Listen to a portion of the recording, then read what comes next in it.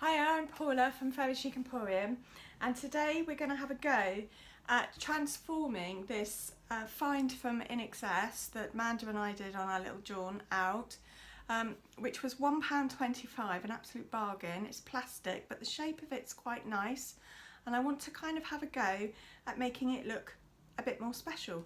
And so the first thing I thought I would do is put a raised stencil on it. So I found a stencil that didn't completely fit, so I've masked off the areas that I don't want any paste to go through, and I've stuck it as carefully as I can, which is a bit tricky because it's a curved surface, so I'm going to have to kind of hold bits down with my finger as I go along to make sure that the raised stencil goes through.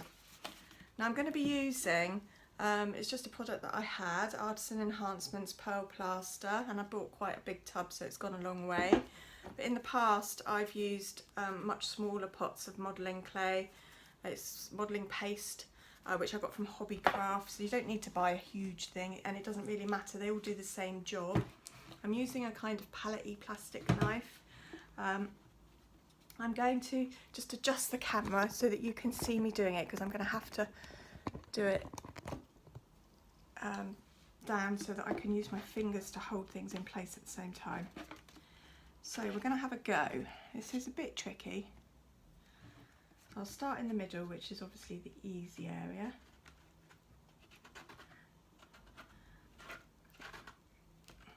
So when it gets curved, it's a bit more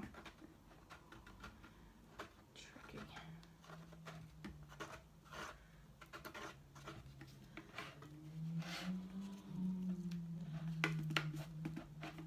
Kind of need 5 pairs of hands for this.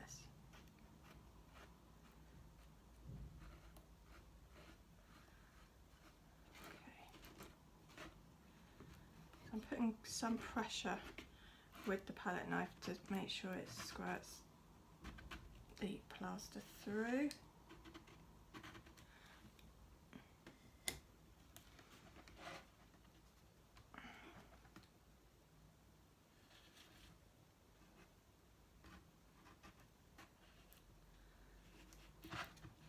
This is not an exact science, especially when it's on a curved surface, so I don't know how successful this will be.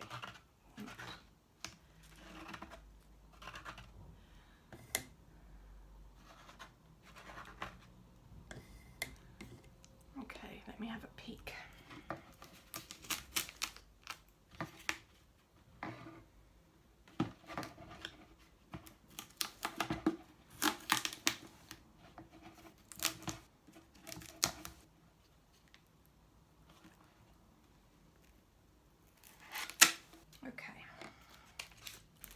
Well, it's quite smudgy, it's quite blurred, but actually I think just the effect of writing, some form of writing once it's painted over, will be just fine. So the next thing I've got to do is dry that off thoroughly before I paint it. So I'm going to use a hairdryer and come back to you when it's all dry and show you the next stage. Right, so it's all dry. It is still smudgy, and there's lots of sort of bits that you would feel tempted to rub off, but I've just dried it as it is, and we're going to see how it looks. It's certainly not going to look terrible. These things are experimental. So I've got here, I don't know if you can see, a bronze metallic paint. You can use any brand, and I'm just going to give the whole of the watering can a coat of the bronze all over the stencil as well. Just still being a little bit gentle over the stencil, because even though I've dried it, I haven't left it to dry overnight or anything. So you can see this paint goes on quite easily. It's got pretty good coverage. Probably won't need another coat.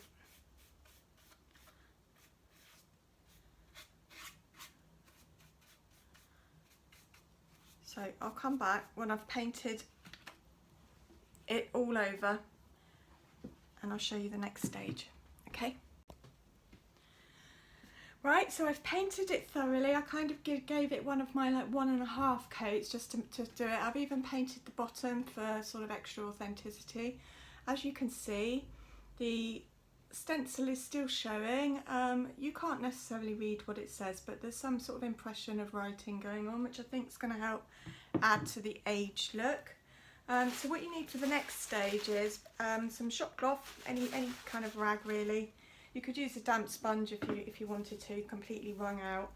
And I've got some of my Mirage, which is a turquoise. Any kind of turquoise is fine. And I've got a stencil brush just because it's nice and soft. And what I'm going to do is dip it into the paint and just loosely,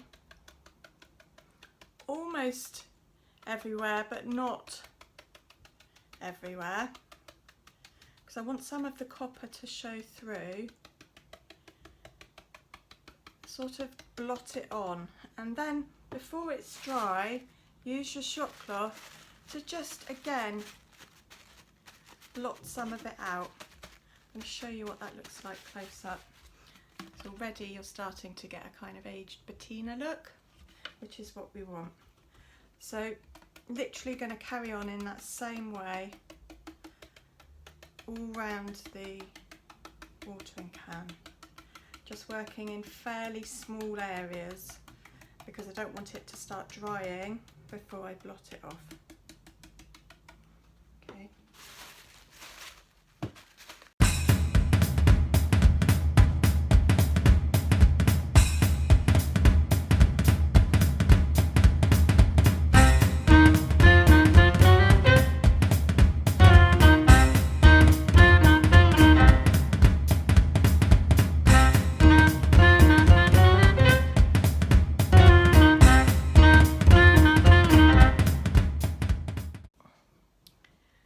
So it's completely coming. You can see it's patchy where I've pulled off some areas with the cloth and where I deliberately didn't cover it, so it's all looking a bit patchy.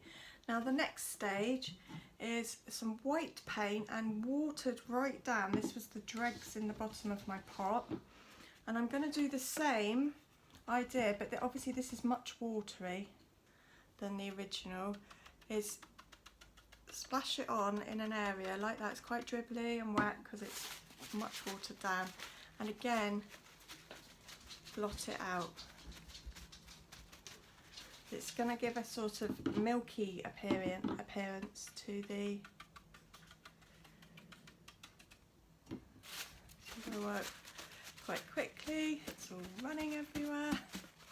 That doesn't matter as long as you blot it. It's not making pattern, but it's making a really nice kind of extra tone to it. So I'm going to work all over in the same way doing that, and then I'll show you what it looks like when it's finished. So what I did was a very kind of milky watery run, and then I've thickened up the paint just a little bit by adding some more paint into it, not much, and I've made sure that I've sort of taken the excess off my brush before starting, and then I'm much more able to, you can actually see it's not running. So I like the milky bit first, but then I can put this on in dots like that, and then again before it's dry I'm using the same paper, and you can even sort of twist the paper just a little bit to help the lifting off of it, because you don't want, so that's giving you a really nice faux verdigris kind of rust effect. Can you see? So I'm going to go back in over the top of the original milky wash and do some of that, so that you get this whole kind of range of colours, from the copper underneath, some really concentrated turquoise to some faded turquoise to some pale white to some stronger colours of white. So you want all of them coming through. It's the layer effect that's going to give us the effect we want. Okay, I'll show you when I've finished all of that all over and show you the last stage. Right, so she's all dry. I mean she was mostly dry anyway, but I gave her a little bit of a hair dry just to, she's now definitely, to make sure it's dry. The last decorative stage is some gold, I've got my own brand, Fairy Chic wax. You could use, and I've used it in the past, a gold metallic paint. That would work too. But I'm just using my finger, and I would the same with the paint, to rub on little areas of gold strategically. I might even use some of it across where the stencil was, to just where the raised, it will just show it up just a little bit more.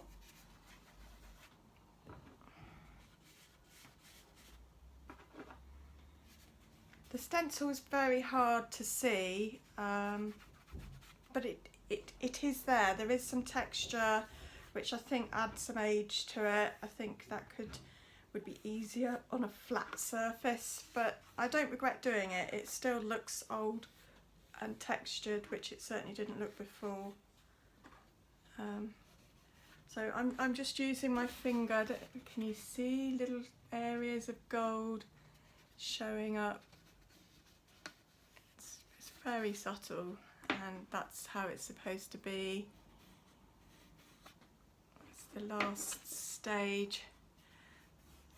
You can go as crazy as you like with this. I tend to keep it fairly minimal. I think that works with the look. It just gives yet another colour with the bronze in. You can see there, look, that gorgeousness. So I'm going to go round and put some gold all over in strategic places. And then of course the last phase, which isn't very interesting, is to seal it with matte finish, because obviously it's going to have water going in it and so on, so you need it to be protected. So I shall give it a good couple of coats of that, and that will be the finished project. So I'll see you when it's all done.